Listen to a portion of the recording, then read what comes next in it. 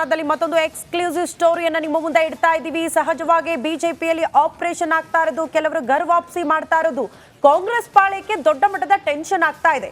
ಹಾಗಾಗಿ ಸಭೆಗಳಾಗ್ತಾ ಇದೆ ಕಾಂಗ್ರೆಸ್ ಪಾಳ್ಯದಲ್ಲಿ ಅನ್ನೋದರ ಡೀಟೇಲ್ಸ್ ಸದ್ಯ ಸಿಗ್ತಾ ಇದೆ. ಬೆಳಗಾವಿ ರಾಜಕಾರಣನೇ ಕಾಂಗ್ರೆಸ್ ನಾಯಕರಿಗೆ ತಲೆನೋವಾಗಿದೆ ಅನ್ನುವಂತ ವಿಚಾರ. ಬೆಳಗಾವಿ ಕಾಂಗ್ರೆಸ್ ಮೇಲೆ ಹೈಕಮಾಂಡ್ ಕಣ್ಣು. ಈ ಬಗ್ಗೆ ಮಲ್ಲಿಕಾರ್ಜುನ ಖರ್ಗೆ, ಡಿಕೆ ಶಿವಕುಮಾರ್ ಮಹತ್ವದ ಚರ್ಚೆ ಮಾಡಿದ್ದಾರೆ. ಲಕ್ಷ್ಮೀ ಹೆಬ್ಬಾಳ್ಕರ್ ಮೇಲೆ ಸತೀಶ್ ಜಾರಕಿಹೊಳಿ ಅವರು ಅಸಮಾಧಾನಗೊಂಡಿದ್ದಾರೆ. ಈ ಬಗ್ಗೆ ಎಐಸಿಸಿ ಅಧ್ಯಕ್ಷರ ಜೊತೆ ಚರ್ಚೆ ನಡೆಸಿದ್ದಾರಂತೆ ಡಿಸಿಎಂ ಡಿಕೆ ಶಿವಕುಮಾರ್. ಜಾರಕಿಹೊಳಿ ಅಸಮಾಧಾನ ನಿರ್ಲಕ್ಷ್ಯ ಮಾಡೋದು ಬೇಡ, ಜಾರಕಿಹೊಳಿ ಸಿಟ್ಟಾದ್ರೆ ಬೇರೆ ತಿರುವು ಪಡೆದುಕೊಳ್ಳಬಹುದು ಅನ್ನುವಂತಹ ವಿಚಾರ ಡಿಕೆ ಶಿವಕುಮಾರ್ ಅವರಿಗೆ ಕಿವಿ ಮಾತು ಹೇಳಿ ಕಳಿಸಿದ್ದಾರಂತೆ ಎಐಸಿಸಿ ಅಧ್ಯಕ್ಷ ಮಲ್ಲಿಕಾರ್ಜುನ ಖರ್ಗೆ ಅವರು. ಸರ್, ಒಂದ್ ಕಡೆ ಬೆಳಗಾವಿ ರಾಜಕಾರಣ ದೊಡ್ಡ ಮಟ್ಟದ ತಲೆನೋವು ಅಂತ ಅನ್ಸುತ್ತೆ ಹೈಕಮಾಂಡ್ ನಾಯಕರಿಗೆ. ಕಾರಣ ಈಗ ಸತೀಶ್ ಜಾರಕಿಹೊಳಿ ಅವರು ಅಸಮಾಧಾನ ವ್ಯಕ್ತಪಡಿಸಿದ್ದಾರೆ. ಸ್ವತಃ ಡಿಕೆ ಶಿವಕುಮಾರ್ ಅವರು ವಿರುದ್ಧ ಹಸ್ತಕ್ಷೇಪ ಆಗುತ್ತೆ, ನಾವೆಲ್ಲ ಶಕ್ತಿ ಪ್ರದರ್ಶನ ಮಾಡ್ತೀವಿ, ಡಿಸಿಎಂ ಪಟ್ಟ ಬೇಕಂತೆಲ್ಲ ಡಿಮ್ಯಾಂಡ್ ಇಟ್ರು. ಮತ್ತೊಂದು ವಿಚಾರ ಸರ್, ಈಗ ಶೆಟ್ಟರ್ ಮತ್ತೆ ಲಕ್ಷ್ಮಣ್ ಸವದಿ ಅವರು ಕೂಡ ಗರ್ವಾಪ್ಸಿ ಮಾಡ್ತಾರೆ ಅನ್ನೋ ಟಾಕ್ ಇದೆ. ಲಿಂಗಾಯತ ಪ್ರಬಲ ನಾಯಕರು, ಉತ್ತರ ಕರ್ನಾಟಕ ಭಾಗದ ಪ್ರಮುಖ ನಾಯಕರು. ಗರ್ವಾಪ್ಸಿಯಿಂದ ಸಹಜವಾಗಿ ಕಾಂಗ್ರೆಸ್ ನಾಯಕರಿಗೆ ಆತಂಕ ಶುರುವಾಗಿದೆ ಆ ಭಾಗದಲ್ಲಿ. ಜಗದೀಶ್ ಶೆಟ್ಟರ್ ವಾಪಸ್ ಹೋಗಿ ಆಗಿದೆ. ಲಕ್ಷ್ಮಣ ಸವದಿ ಅವರನ್ನು ಸೆಳೆಯುವಂತ ಪ್ರಯತ್ನಗಳಾಗ್ತಾ ಇದೆ. ಹೋದ್ರೂ ಹೋಗ್ಬೋದು, ಅವ್ರು ಹೇಳಕ್ ಬರೋದಿಲ್ಲ. ಅದು ಅದಕ್ಕಿಂತ ಮೊದಲು ಇವರನ್ನ ಮಂತ್ರಿ ಮಾಡ್ತಾರೋ. ಡಿ ಕೆ ಶಿವಕುಮಾರ್ ಕೂಡ ಬಹಳ ಬಲಿಷ್ಠರಿದ್ದಾರೆ, ಅದಕ್ಕೆ ತಕ್ಕಂತ ಪ್ರತಿತಂತ್ರ ರೂಪಿಸುವಂತ ಶಕ್ತಿ ಅವರಿಗಿದೆ. ಅವರೊಬ್ಬ ಅದ್ಭುತ ಸಂಘಟಕ. ಬಿಜೆಪಿಯವರೇ ಹೇಳ್ತಾರೆ ಡಿ ಕೆ ಶಿವಕುಮಾರ್ ಅಂತ ನಾಯಕರು ನಮ್ಮಲ್ಲಿ ಇರಬೇಕಾಗಿತ್ತು ಅಂತೇಳಿ. ಅಂದ್ರೆ ಆಫ್ಟರ್ ಯಡಿಯೂರಪ್ಪ ಅವರಲ್ಲಿ ಅಂತ ನಾಯಕರು ಕಾಣ್ತಿಲ್ಲ. ಲಿಂಗಾಯತರ ಪ್ರಾಬ್ಲಮ್ ಕಳೆದ ಬಾರಿ 45 ಜನರಿಗೆ ಟಿಕೆಟ್ ಕೊಡುತ್ತೆ ಕಾಂಗ್ರೆಸ್. 46 ಜನರಿಗೆ ಟಿಕೆಟ್ ಕೊಡುತ್ತೆ ಲಿಂಗಾಯತರಿಗೆ. 37 ಜನ ಗೆದ್ದು ಬರ್ತಾರೆ. 37 ಜನ ಗೆದ್ದು ಬರ್ತಾರೆ. ಬಿಜೆಪಿ 15 MLAಗಳು ಗೆದ್ದು ಬರ್ತಾರೆ ಲಿಂಗಾಯತರು. ಬಿಜೆಪಿ ಎಷ್ಟಿದೆ? 15. ಕಾಂಗ್ರೆಸ್ ಎಷ್ಟಿದೆ ಲಿಂಗಾಯತ MLAಗಳು? 37. ಇದನ್ನೇ ನೀವು 2018ಕ್ಕೆ ಹೋಗಿ, ಆಗ ಇದೇ ಯಡಿಯೂರಪ್ಪನವರ ನೇತೃತ್ವ, ಇದೇ ಬಿಜೆಪಿಯಲ್ಲಿ ಗೆದ್ದು ಬಂದಂತ ಲಿಂಗಾಯತ MLAಗಳು 35, ಕಾಂಗ್ರೆಸ್ ಅಲ್ಲಿ 15. ಅಂದ್ರೆ ಉಲ್ಟಾ. ಅಂದ್ರೆ ದೊಡ್ಡ ಹೊಡೆತ ಆಗಿದ್ದು 90% ಹೊಡೆತ ಆಗಿದ್ದು ಯಡಿಯೂರಪ್ಪರವರನ್ನ ಕೆಳಗಿಳಿಸಿದ್ದು. ಅದನ್ನ ಕಾಂಗ್ರೆಸ್ ಕೂಡ ಬಹಳ ಅದ್ಭುತವಾಗಿ ಎನ್ಕ್ಯಾಶ್ ಮಾಡಿಕೊಳ್ತು. ಹಾಗಿದ್ದರೆ ಜಗದೀಶ್ ಶೆಟ್ಟರ್ ಮತ್ತು ಲಕ್ಷ್ಮಣ ಸವದಿ ಅವರು ಇಂಪಾರ್ಟೆಂಟ್ ಅಲ್ವಾ ಅಂತ ನೀವು ಕೇಳ್ಬೋದು. ಇಂಪಾರ್ಟೆಂಟೇ. ಹೆಂಗೆ ಇಂಪಾರ್ಟೆಂಟ್ ಅಂತಂದ್ರೆ, ಉತ್ತರ ಕರ್ನಾಟಕ ಭಾಗ ಇದೆಯಲ್ಲ, ಲಿಂಗಾಯತರ ವೋಟ್ ಇರೋದು ಜಾಸ್ತಿ ಇರೋದು ಅಲ್ಲಿ. ಈ 11, ನಾನು ಪದೇ ಹೇಳ್ತಾ ಇರ್ತೀನಿ, 11 ಜಿಲ್ಲೆಗಳು, ಚಾಮರಾಜನಗರ, ಮಂಡ್ಯ, ಮೈಸೂರು, ರಾಮನಗರ, ಬೆಂಗಳೂರು ಗ್ರಾಮಾಂತರ, ಚಿಕ್ಕಬಳ್ಳಾಪುರ, ಕೋಲಾರ, ಹಾಸನ, ಆಮೇಲೆ ತುಮಕೂರು, ಈ ಸುತ್ತಮುತ್ತ 11 ಜಿಲ್ಲೆಗಳಿದೆಯಲ್ಲ, ಇದು ಒಕ್ಕಲಿಗ ಪ್ರಾಬಲ್ಯವಿರುವಂಥ ಬೆಲ್ಟು. ಇಲ್ಲಿ ಯಾವುದೇ ಲಿಂಗಾಯತ ನಾಯಕರಿದ್ರು ಕೂಡ ಇಲ್ಲಿ ಒಕ್ಕಲಿಗ ನಾಯಕರ ಮುಖಾಂತರ ಮುಖ್ಯವಾಗಿ ಆಗತ್ತೆ. ಆ ಭಾಗದಲ್ಲಿ ಹಾಗಲ್ಲ. ಬಿಜೆಪಿಯಲ್ಲಿ ದೊಡ್ಡ ಲಿಂಗಾಯತ ನಾಯಕರೇ ಇರಲಿಲ್ಲ. ಕಾಂಗ್ರೆಸ್ನಲ್ಲಿ ದೊಡ್ಡ ಲಿಂಗಾಯತ ನಾಯಕರೇ ಇರಲಿಲ್ಲ. ಆ ಭಾಗದಲ್ಲಿ ಏನಾಯ್ತು, ಇವರು ಬಂದಾಗ ಸಣ್ಣ ಪ್ರಮಾಣದಲ್ಲಿ, ಅಂದರೆ ಇವರೇನು ಮಾಡಿದ್ರು, ದೊಡ್ಡ ನಾಯಕರನ್ನೆಲ್ಲ ಲೋಕಲ್ ನಾಯಕರನ್ನೆಲ್ಲ ಒಂದುಗೂಡಿಸೋ ಪ್ರಯತ್ನಗಳನ್ನು ಮಾಡಿದರು. ಅದರಿಂದ ದೊಡ್ಡ ಲಾಭ ಆಗಿದೆ. ಬೂಸ್ಟರ್ ಡೋಸ್ ಆಯಿತು. ಹಾಗೆ ನಿಮಗೆ 5,000ದಲ್ಲಿ ಸೋಲ್ತಾ ಇತ್ತು ಕಾಂಗ್ರೆಸ್, ಅಲ್ಲಿ ಇವರೊಂದು 5,000 ಓಟನ್ನು ತರುವಂಥ ಒಂದು ಶಕ್ತಿ, ಅಥವಾ ಸಣ್ಣ ಶಕ್ತಿ. ಈ ಸಣ್ಣ ಶಕ್ತಿಗಳು ಕೂಡ ಬಿಜೆಪಿಯ ಮೇನ್ ಟಾರ್ಗೆಟ್ ಏನು ಗೊತ್ತಾ, ಮೊದಲು ಇರುತ್ತೆ ಕೂಡ. ಸಾಧಾರಣವಾಗಿ ಹೆಂಗೆ ಮಾಡ್ತೀವಿ ನಾವು, ಒಂದು ಎಲೆಕ್ಷನ್ ಆಗುತ್ತೆ ಅಂತ ಇಟ್ಕೊಳ್ಳಿ, ಲಿಂಗಾಯತರು 1 ಲಕ್ಷ ಜನ ಇದ್ದಾರೆ, ಲಿಂಗಾಯತರು 40,000 ಇದ್ದಾರೆ, ಒಕ್ಕಲಿಗರು 20,000 ಇದ್ದಾರೆ, ಇನ್ನು ಉಳಿದದ್ದು 5,000 ಜಾತಿ ಇದೆ. 5,000 8 ಜಾತಿ ಇದೆ. ಮೊದಲೇನಾಗ್ತಿತ್ತು, ಲಿಂಗಾಯತರಿಗೆ ನಮಸ್ಕಾರ ಮಾಡಿ ಅವ್ರಿಗೆ ಕೊಟ್ಟರೆ 40,000 ಬಂತು ಅಂತೇಳಿ. ಬಿಜೆಪಿ ಅಥವಾ ಉತ್ತರ ಪ್ರದೇಶದಲ್ಲಿ ಕೂಡ ಏನು ಮಾಡ್ತು ಅಂದರೆ, ದೊಡ್ಡ ಜಾತಿ ಇದೆಯಲ್ಲ 40,000, ಅವರ ಬಗ್ಗೆ ತಲೆ ಕೆಡಿಸ್ಕೊಳ್ಳಿಲ್ಲ. ಅವರು 20,000 ಇನ್ನೊಂದು ಜಾತಿ ಇದೆಯಲ್ಲ ತಲೆ ಕೆಡಿಸ್ಕೊಳ್ಳಿಲ್ಲ. ಈ 5,000 ಜನ ಇರುವ 8 ಜನರನ್ನು ಕೂಡ ಪಕ್ಕಕ್ಕೆ ಕರ್ಕೊಂಡ್ರು. 40,000 ಓಟ್ ಒಟ್ಟಾಯಿತು. ಆ ಕಡೆ ಇನ್ನೊಂದು 5,000, ಈ ಕಡೆ ಒಂದು 5,000 ಗೆದ್ದುಬಿಟ್ರು. ಈ ಸ್ಟ್ರಾಟಜಿಯನ್ನು ಮಾಡಿದ್ರು. ಇದೇ ರೀತಿ ಜಗದೀಶ್ ಶೆಟ್ಟರ್ ಮತ್ತು ಲಕ್ಷ್ಮಣ ಸವದಿ ವಾಪಸ್ ಬಿಜೆಪಿಗೆ ಹೋದರೆ ಕಾಂಗ್ರೆಸ್ಗೆ ಬರ್ತಕ್ಕಂಥ ಈ ಸಣ್ಣ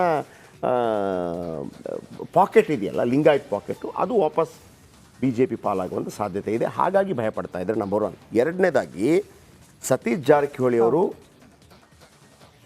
ಸಿದ್ದರಾಮಯ್ಯ ಟೀಮಲ್ಲಿ ಗುರುತಿಸ್ಕೊಂಡಂತ, ರಾಜಣ್ಣ ಸಿದ್ದರಾಮಯ್ಯ ಟೀಮಲ್ಲಿ ಎಚ್ ಸಿ ಮಹದೇವಪ್ಪ 2.5 ವರ್ಷದ ನಂತರ ಒಂದು ವೇಳೆ ಸಿದ್ದರಾಮಯ್ಯನವರ ಅವಧಿ ಮುಗಿದರೆ ಡಿ ಕೆ ಶಿವಕುಮಾರ್ ಅಂತ ಡೈನಾಮಿಕ್ ಲೀಡರ್ ಏನು ಮಾಡ್ಬೋದು ನೆಕ್ಸ್ಟ್ ಬಂದಾಗ ಎಲ್ಲ ಸೈಡ್ಗೆ ಹೋಗಿ ಅಂತ ಹೇಳ್ಬಿಡ್ಬೋದು. ಹೌದು, ಆ ಆತಂಕ ಇದೆ.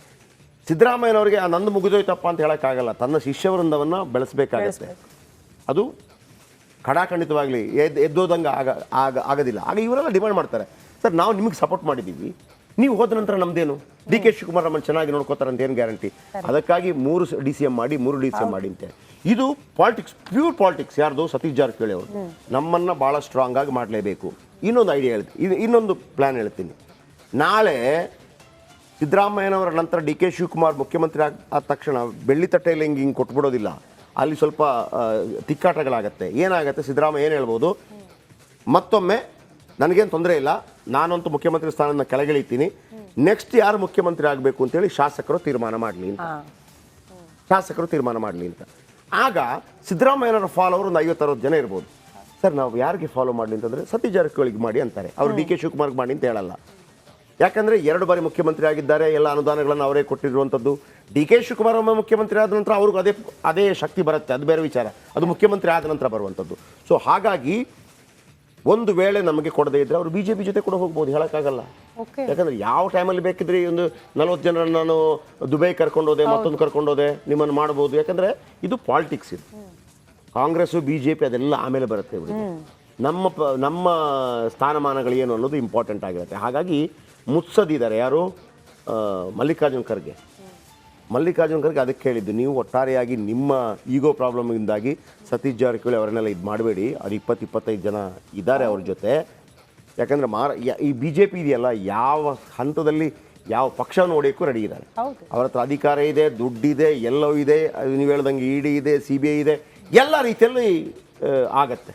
ಅಂದರೆ ನೀವು ಈ everything fair in love and war and politics ಅಂತ ಹೇಳ್ದಂಗೆ ನರೇಂದ್ರ ಮೋದಿ, ವಿಶೇಷವಾಗಿ ಅಮಿತ್ ಶಾ, ಯಾವ ಪಾರ್ಟಿಗಳನ್ನು ಒಡೆಯೋದಕ್ಕೆ ಅವಕಾಶ ಸಿಗುತ್ತೆ ಅಲ್ಲಿ ಮಾಡಿ.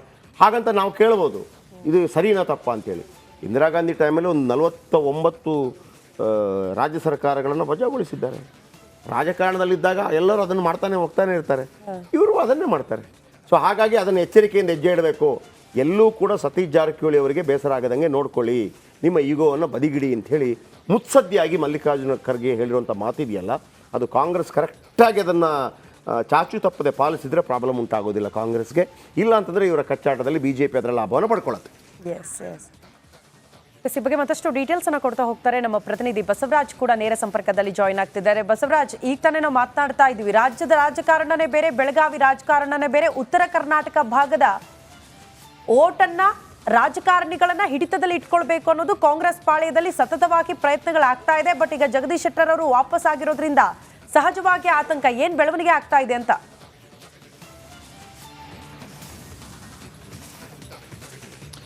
ಬೆಳಗಾವಿ ರಾಜಕಾರಣ ಒಂಥರ ಡಿಫ್ರೆಂಟ್ ಇದ್ದ ಹಾಗೆ ಅದು ರಾಜ್ಯ ರಾಜಕಾರಣವನ್ನ ಖಂಡಿತವಾಗಿಯೂ ನಿರ್ವಹಣೆ ಮಾಡುತ್ತೆ ಮತ್ತು ಅದು ಸಾಕಷ್ಟು ಬದಲಾವಣೆಯನ್ನು ಕೂಡ ಬೆಳಗಾವಿ ರಾಜಕಾರಣದಲ್ಲೇ ಆಗುತ್ತೆ. ಹಾಗಾಗಿ ಬೆಳಗಾವಿ ರಾಜಕಾರಣವನ್ನ ಅಲ್ಲಿಗೆಳೆದು ಬೆಂಗಳೂರಿನ ಜನ ಆಗಲಿ, CM ಆಗಲಿ, DCM ಆಗಲಿ ರಾಜಕೀಯ ಮಾಡಕ್ಕೆ ಸಾಧ್ಯನೇ ಇಲ್ಲ. ಅಲ್ಲಿ ಯಾವ ಕ್ಷಣದಲ್ಲಿ ಏನು ಬೇಕಾದರೂ ಆಗ್ಬೋದು ಅನ್ನುವಂಥದ್ದು ಸಾಕಷ್ಟು ಉದಾಹರಣೆಗಳು ಹಿಂದೆ ಇದ್ದಾವೆ. ಈ ಪ್ರಮುಖವಾಗಿ ಕಾಂಗ್ರೆಸ್ ಸರ್ಕಾರ ಬಂದ ಬಳಿಕ CM DCM ಮಧ್ಯೆ ಜಟಾಪಟಿ ಆಗಿದ್ದಕ್ಕಿಂತಲೂ ಹೆಚ್ಚಾಗಿ ಸತೀಶ್ ಜಾರಕಿಹೊಳಿ ಮತ್ತು DCM DK ಶಿವಕುಮಾರ್ ಮಧ್ಯೆ ಸಾಕಷ್ಟು ಜಟಾಪಟಿ ಆಗಿದ್ದೇ ಹೆಚ್ಚು. ಅದು ಬೆಳಗಾವಿ ರಾಜಕೀಯ ವಿಚಾರವಾಗಿ ಅಲ್ಲಿ ಒಂದಷ್ಟು ಅವರ ಆಪ್ತರಾದಂಥ ಲಕ್ಷ್ಮೀ ಹೆಬ್ಬಾಳ್ಕರ್ ಅವರು, DK ಶಿವಕುಮಾರ್ ಅವರ ಆಪ್ತರಾದಂಥ ಲಕ್ಷ್ಮೀ ಹೆಬ್ಬಾಳ್ಕರ್ ಅವರು ಒಂದಷ್ಟು ವಿಚಾರಗಳಲ್ಲಿ ಮೂಗು ತೋರಿಸ್ತಿದ್ದಾರೆ ಮತ್ತು ಆ ಹಿಡಿತಕ್ಕೆ ತೆಗೆದುಕೊಳ್ಳುವಂಥ ಪ್ರಯತ್ನವನ್ನು ಮಾಡ್ತಾ ಇದ್ದಾರೆ. ಅವರಿಗೆ ಪರೋಕ್ಷವಾಗಿ DCM DK ಶಿವಕುಮಾರ್ ಅವರು ಕೂಡ ಬೆಂಬಲವಾಗಿದ್ದಾರೆ ಅನ್ನುವಂಥ ವಿಚಾರ ಸಾಕಷ್ಟು ಸದ್ದು ಮಾಡಿತ್ತು ಮತ್ತು ತಮ್ಮ ಶಕ್ತಿ ಪ್ರದರ್ಶನವನ್ನು ಕೂಡ ಸತೀಶ್ ಜಾರಕಿಹೊಳಿ ಅವರು ಮಾಡಿದ್ರು. ಆ ಶಕ್ತಿ ಪ್ರದರ್ಶನ ಮುಂದಿನ ಹಂತಕ್ಕೆ ಹೋಗೋದು ಬೇಡ ಅನ್ನುವಂಥ ನಿಟ್ಟಿನಲ್ಲಿ ಹೈಕಮಾಂಡ್ ಮಧ್ಯಪ್ರವೇಶ ಮಾಡಿ ಸತೀಶ್ ಜಾರಕಿಹೊಳಿ ಅವರನ್ನ ಶಾಂತವಾಗಿಸುವಂಥ ಕೆಲಸ ಆಗಿತ್ತು.